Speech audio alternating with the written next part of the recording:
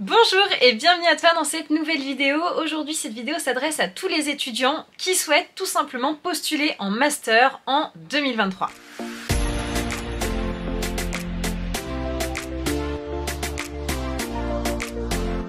Alors que tu sois étudiant en droit, bien entendu c'est ma cible principale de la chaîne YouTube Le Droit en 5 minutes, ou que tu sois dans une autre filière, eh bien cette vidéo elle est faite pour toi si tu recherches un master, si tu souhaites postuler en master en 2023 parce qu'il y a pas mal de petites choses qui vont changer. Avant 2023, donc avant la petite réforme qui a été mise en place, eh bien la sélection en master se faisait un petit peu au cas par cas. C'est-à-dire que l'étudiant devait aller postuler dans chacune des universités dans lesquelles il souhaitait candidater.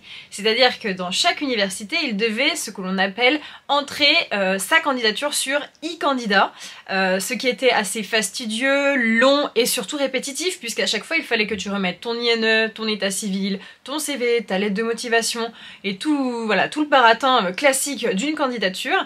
Or, à partir de 2023, il y a une plateforme qui a été créée, la plateforme Mon Master, qui va te permettre tout simplement, comme pour la plateforme Parcoursup, de centraliser toutes tes candidatures. Attention toutefois, cette vidéo a la vocation évidemment à t'expliquer un petit peu les petites modalités parce qu'il y a des choses qui changent, il y a des choses qui évoluent et c'est pas tout à fait pareil que la plateforme Parcoursup, donc c'est pourquoi cette vidéo va te permettre d'avoir tous les renseignements nécessaires concernant ta sélection master. Déjà, la première date qu'il va falloir que tu notes bien dans ton calendrier, c'est la date du 22 mars. C'est facile à retenir puisque c'est le lendemain du printemps, puisque le printemps c'est le 21 mars de mémoire. Donc le 22 mars, tu vas pouvoir commencer à postuler en master sur la plateforme Mon Master. Donc il te suffira de te connecter, de créer simplement un compte sur Mon Master, puis de candidater à différents masters de ton choix. La plateforme va notamment te permettre de centraliser tes candidatures pour les masters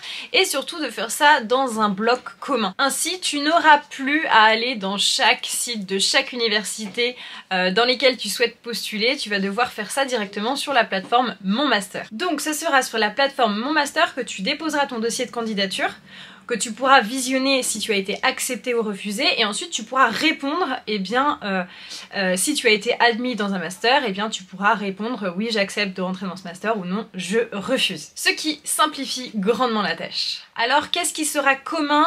Ça sera ton CV, ta pièce d'identité, les lettres de recommandation, tes relevés de notes, enfin tout ça, ça sera directement mis sur la plateforme Mon Master et ça sera envoyé donc à tous les établissements dans lesquels tu postules. Comme ça tu as simplement à le mettre une fois et une seule fois sur la plateforme. C'est vrai que moi à l'époque où j'ai postulé en master, il fallait à chaque fois et dans chaque établissement envoyer toutes ces pièces justificatives, ce qui était vraiment un sacré bazar et ce qui était très très long à faire.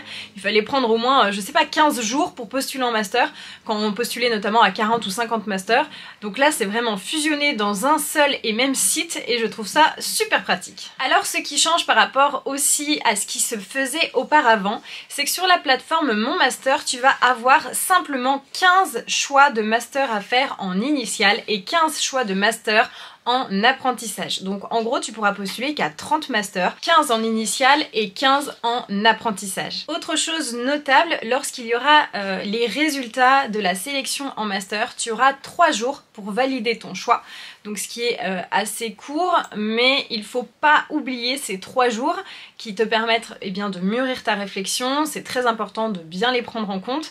Mais c'est vrai qu'il faut pas les oublier parce que 3 jours ça passe vite et il faudrait pas que tu loupes évidemment ton choix de master. Alors pour récapituler, il y a des dates à bien retenir qui sont très importantes. À partir du 1er février, tous les masters seront mis sur la plateforme Mon Master. Tu pourras donc tous les visualiser, tous les voir pour pouvoir faire ton choix sur toute la liste qui te sera proposée. Avant il existait le site Trouve ton master ou Trouver son master, quelque chose comme ça.